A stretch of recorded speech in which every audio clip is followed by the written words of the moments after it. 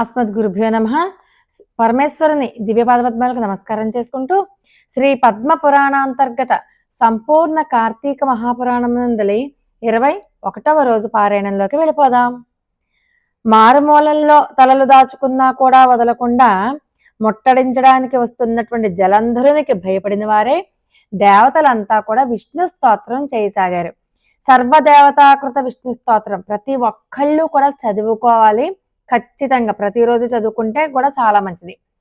నమో మత్స్య కూర్మాది నానా స్వరూపాయ సదా భక్త కార్యోద్యతాయార్తి హంత్రే విధాత్రాది సర్గస్థితి ధ్వంసకర్త్రే గదా శంఖ పద్మాది హస్తాయతేస్తు రమావల్లభాయాసురాణాం నిహంత్రే భుజంగారియానాయ పీతాంబరాయ మఖాదిక్రియాపాకకర్త్రే వికర్త్రే శరణ్యాయ తస్మై నతాస్మోవతాస్మః నమో దైత్య సంతాపితామర్త్య దుఃఖాం చలధ్వంసదంభోళయే విష్ణవేతే భుజంగే సతలే శయానాయార్కచంద్ర ద్వినేత్రాయ తస్మై నతాస్మో నతాస్మః.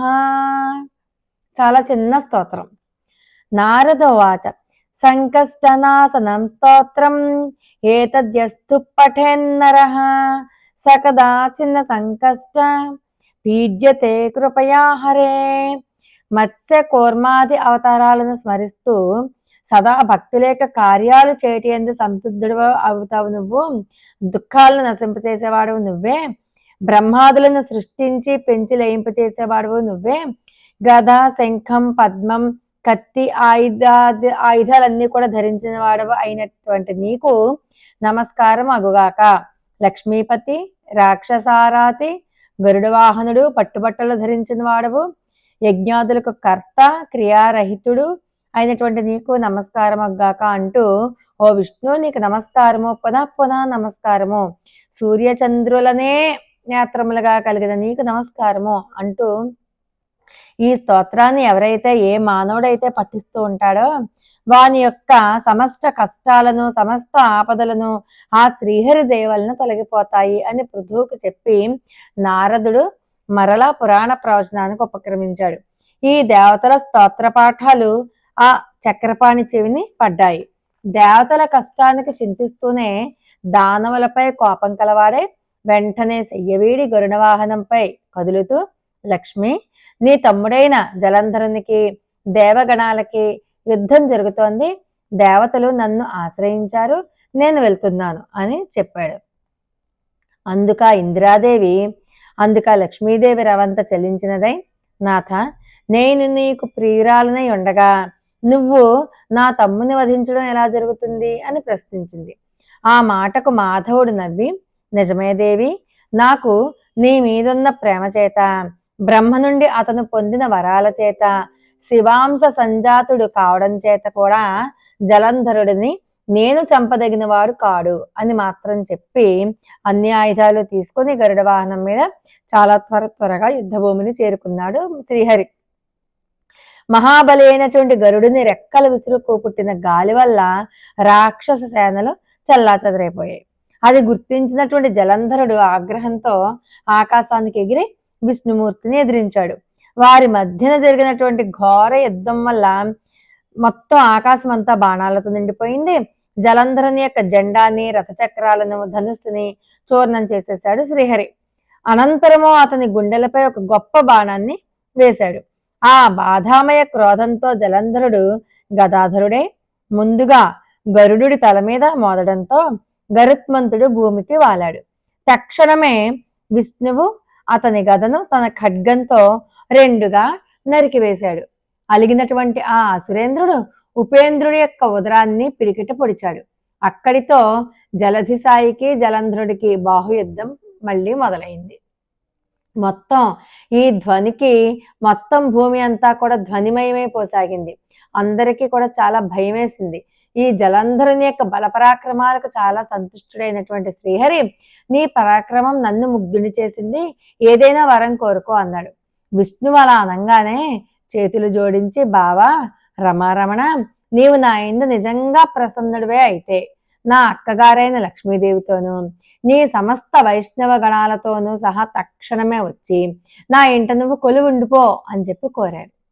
తానిచ్చిన మాట ప్రకారము ఆ శ్రీహరి తక్షణమే దానవ మందిరానికి తరలి వెళ్ళాడు. సమస్త దైవస్థానాలలోనూ రాక్షసులను ప్రతిష్ఠించాడు జలంధరుడు. దేవసిద్ధ గంధర్వాదులందరి వద్ద ఉన్న రత్న సముదాయాన్నంతటినీ కూడా స్వాధీనపరుచుకున్నాడు. వాళ్ళందరినీ తన పట్టణంలో పడి ఉండేటట్లుగా చేసుకుని తాను త్రిలోక ప్రభుత్వాన్ని నిరపసాగాడు. ఈ రకంగా ఓ పృథు చక్రవర్తి ఆ జలంధరుడు లక్ష్మీనారాయణులను తన ఇంట కొలువుంచుకున్నాడు. కొలువుంచుకుని భూలోకాన్ని అంతటినీ కూడా ఏకఛత్రాధిపత్యంగా ఏలుతుండగా ఒకసారి నారదుడు ఏం చేశాడు, జలంధరుని ఇంటికి వెళ్ళాడు. నారదుడు చెప్తున్నాడు, పృథురాజా, అలా జలంధరుని గృహానికి వచ్చినటువంటి నన్ను జలంధరుడు ఎంతో చక్కటి భక్తి ప్రపత్తులతో నాకు అనేక అతిథి సేవలు చేశాడు. ఏంటండి మునివర్య ఇలా ఇచ్చేశారు, ఏ ఏ లోకాలు దర్శించావు, నువ్వు వచ్చిన పని ఏంటో చెప్తే దానిని తప్పకుండా నెరవేరుస్తాను అని అన్నాడు జలంధరుడు. అప్పుడు నారదుల వారు ఇలా అన్నట్ట, జలంధర, యోజన పరిమాణము పొడవు కలది, అనేక కల్పవృక్షాలు కామధేనువులు కలది, చింతామణుల చేత ప్రకాశవంతమనది అయినటువంటి కైలాస శిఖరం మీద పార్వతీ సమేతుడైనటువంటి పశుపతిని సందర్శించాను. ఆ వైభవాలకు దిగ్భ్రాంతుడనైన నేను అంతటి సంపద కలవారు మరెవరైనా ఉంటారా అని ఆలోచించగా త్రిలోక చక్రవర్తి అయినటువంటి నువ్వు నాకు వెంటనే గుర్తొచ్చావు. నీ సిరి సంపదలను కూడా చూసి నువ్వు గొప్పవాడవో ఆ శివుడు గొప్పవాడో తేల్చుకోవాలని చెప్పి ఇలా వచ్చాను. అన్ని విషయాలలోనూ మీరిద్దరూ ధీటుగానే ఉన్నారు, కానీ ఒక్క స్త్రీ రత్నపుటాధిక్యత వల్ల నీకన్నా ఆ శివుడే ఉత్కృష్ట వైభవోపేతుడిగా కనిపిస్తున్నాడు అంటూ చెప్తాడు. వాళ్ళంత ఎంతమంది నీ దగ్గర కన్యలు ఉన్నా సరే, వాళ్ళంతా ఏకమైనా సరే ఆ పార్వతీదేవి ముందు ఎందుకు పనిచేయరు అని చెప్తూ కూడా చెప్తాడు. అంతే. ఈ మాటలన్నీ విన్నటువంటి ఆ యొక్క జలంధరుడికి ఒక్క క్షణం ఏం చేయాలో తోచలేదు. నారదుడు భారతీదేవి యొక్క గుణగణాలను అందచందాలను వర్ణించి తన దారిని తాను వచ్చేసాడనమాట. ఆ తర్వాత జలంధరుడు పార్వతీదేవి యొక్క సౌందర్య ప్రలోభుడై మన్మథ జ్వరగ్రస్తుడయ్యాడు. కాముకులకి యుక్తాయుక్త విచక్షణలు ఉండవు కదా, అందువల్ల విష్ణుమాయామోహితుడైనటువంటి ఆ జలంధరుడు సింహికానందనుడైనటువంటి రాహువు అనేవాణ్ణి పరమేశ్వరుని దగ్గరికి దూతగా పంపించాడు.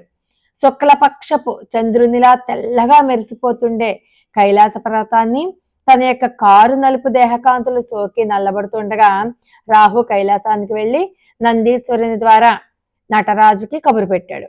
ఏం పని మీద వచ్చావు అంటూ శివుడు కనుబొమ్మలతోనే ప్రశ్నిస్తే రాహు చెప్పేశాడు ఇలాగా, ఓ కైలాసవాస, ఆకాశంలోని దేవతల చేత పాతాళంలోని పన్నుల చేత కూడా సేవింపబడుతున్నవాడు, ముల్లోకాలకు ఏకైక నాయకుడు అయినటువంటి మా జలంధరుడు ఇలా చెప్పమన్నాడు.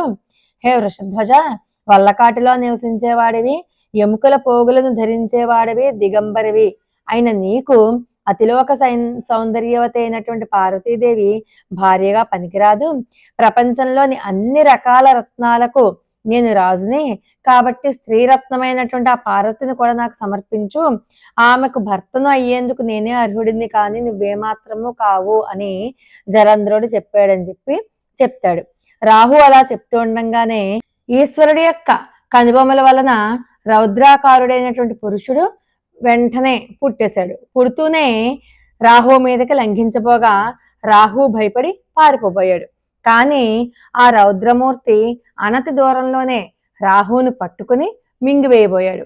అయినప్పటికీ కూడా రాహు దూత అయిన కారణంగా వధించడం తగదు అని రుద్రుడు వారించడంతో ఆ పౌరుషమూర్తి తన ప్రయత్నాన్ని విరమించుకుని, హే జగన్నాథ, నాకు అసలే ఆకలి దప్పికలు ఎక్కువ, వీనిని తినవద్దు అంటున్నావు, కాబట్టి నాకు తగిన ఆహార పానీయాలేంటో ఆనతి ఇవ్వు అని చెప్పి ఆ రౌద్రమూర్తి కోరాడనమాట.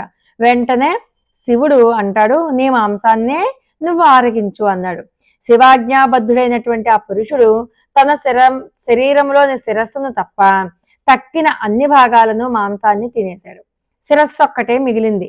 ఆ పురుషుని పట్ల చాలా కృప కలిగినటువంటి వాడే ఆ పరమేశ్వరుడు అన్నాడు, నీ ఈ భయంకర కృత్యానికి సంతుష్టుడనయ్యాను. ఇక నుంచి నువ్వు కీర్తి ముఖ అన్న సంజ్ఞతో విరాజిల్లు. చూడండి, మనకి వెంకటేశ్వర స్వామి, అలివేలు మంగ తయారు ఈ మూర్తులకి చుట్టూతా పెట్టి పైన ఒక చిన్న మొహం లాంటిది ఉంటుంది కదా, అదనమాట కీర్తిముఖుడు అంటే. ఓ పృథ్వరాజా, తదాదిగా ఆ శిరోవశేషుడు శివద్వారాను కీర్తిముఖుడై ప్రకాశిస్తున్నాడు. అంతేకాదు, ఇకపై ముందు నిన్ను పూజించకుండా నన్ను అర్చించిన వారి పూజలన్నీ కూడా వృధా అయిపోతాయి. కాబట్టి నన్ను ఎవరైతే పూజించాలనుకున్నారో వారు ముందుగా కీర్తిముఖుడిని పూజించి తీరాలి అని పరమేశ్వరుడు శాసించాడు కూడా. అలా కీర్తిముఖగ్రస్తుడు కాబోయిన రాహును శివుడు బర్బర స్థల ముందు విముక్తుడిని చేయడం వల్ల తదాదిగా రాహు బర్బర నామధేయంతో ప్రసిద్ధి చెందాడు. ఆ మీదట రాహు తనకది పునర్జన్మగా భావించి భయ విముక్తుడై జలంధరుని దగ్గరికి వెళ్ళి జరిగిందంతా పొల్లిపోకుండా చెప్పాడనమాట. అంటే ఆ కీర్తిముఖుడు అన్న ఆ మొహాన్ని మనం ఆలయానికి వెళ్ళినప్పుడు ముందర ఆ కీర్తిముఖుడికి దండం పెట్టుకుని అప్పుడు శివాలయంలోకి, శివాలయమైనా విష్ణాలయమైనా వాళ్ళని దండం పెట్టుకోవాలన్నమాట. ఏవం శ్రీ పద్మపురాణాంతర్గత కార్తీక మహత్యం నందు 11, 12 అధ్యాయాలు సమాప్తం. 21వ అధ్యాయం సమాప్తం. లోకా సమస్త సుఖినో భవంతు. మరి ఒక అద్భుతమైన వీడియోతో మళ్ళీ కలుసుకుందాం. అంతవరకు నమస్కారం.